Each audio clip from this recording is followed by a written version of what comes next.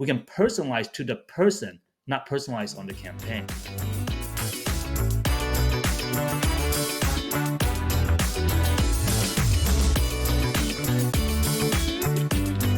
Hey everybody, welcome back to Quickfire Marketing. I'm your host, E.T. Mac. I have an amazing guest today, one of the pioneers of the next generation of sales technology, Ben Cheung, co-founder of CloseFactor, go-to-market machine, and fellow foodie. What's up, Ben? How you doing? All right. Thanks for inviting me, ET. Yeah. So CloseFactor is doing great things, but we can talk about that later. I wanted to focus on personalization, right? When it comes down to it, there's a lot of ways to approach it. More often than not, it seems like people suffer from analysis paralysis. So I wanted you to share some insights about how to navigate through it.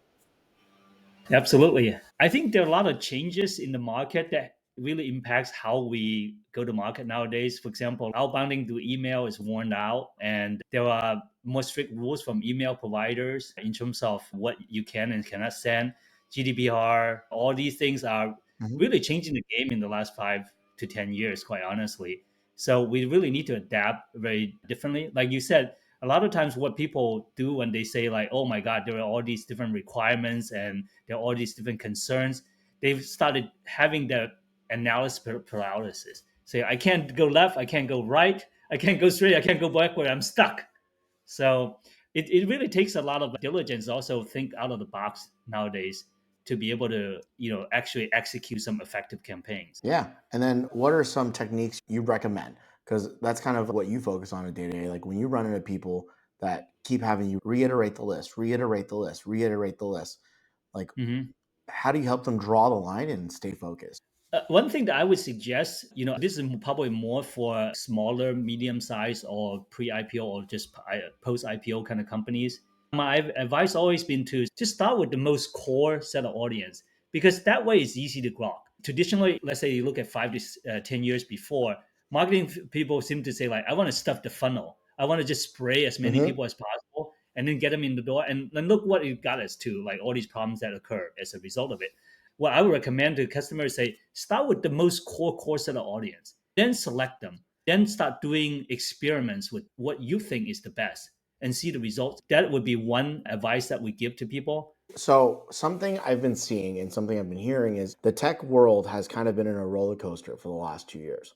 We're getting to the end of Q1 if you're on calendar year, and there are still companies out there that are a little lost. Maybe they were resource strapped going Q4 into Q1, and now their pipeline isn't where it needs to be. So even focusing on their core, they probably have to do more to make up the gap. What do Mhm. they do then if they're still trying to personalize? That's a real tough problem. I would still give the same advice is that, like, in this kind of constrained environment, it's more important than ever to be more conscientious in terms of your spend to the core of what your audience without the analysis paralysis that you're talking about.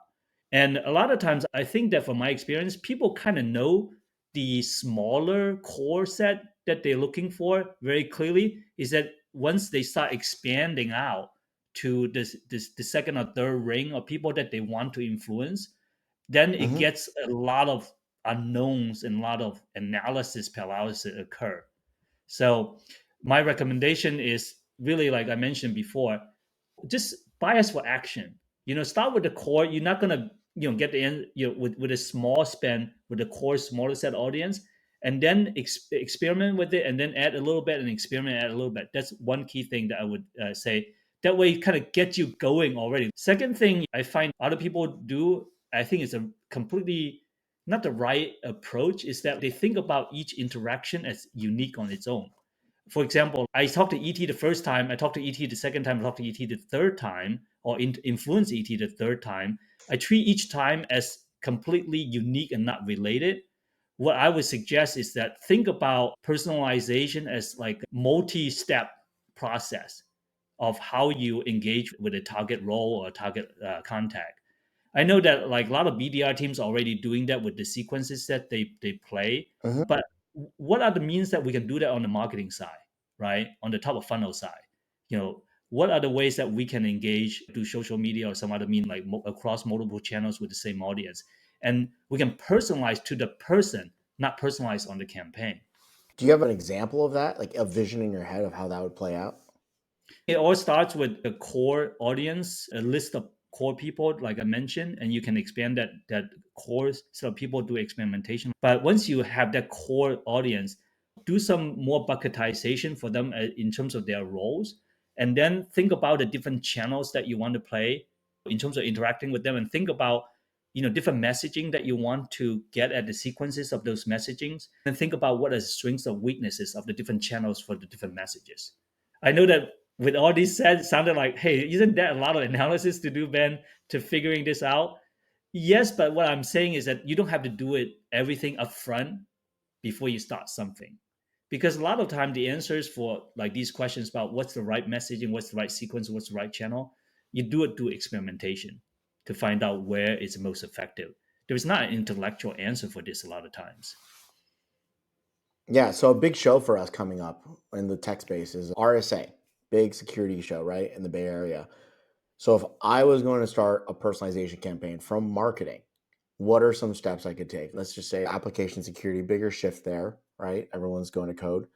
And I'm Mm-hmm. trying to focus on these things. So I'm going to look at my application security engineers, my director of InfoSec, and my CISOs. And then the messaging is going out to them. You would tailor it from the start at the social media, or how would we walk through this? As you go deeper, it's not just one single role. There are multiple roles. People call themselves product security, just slight variants on app security. And then there are some people focus on API security. There's slight variants of that, but these are all related. It's speaking from a role as marketeers. It's good to speak to the sales engineers within your team to kind of understand the nuances between the different ones. Then that helps you to classify them more concretely. And my company, CloseFactor, actually also help you to classify people based on these slight nuances, which is important. There are a lot of toolings out there already help you to do that. First of all, you want to be able to separate the different audiences.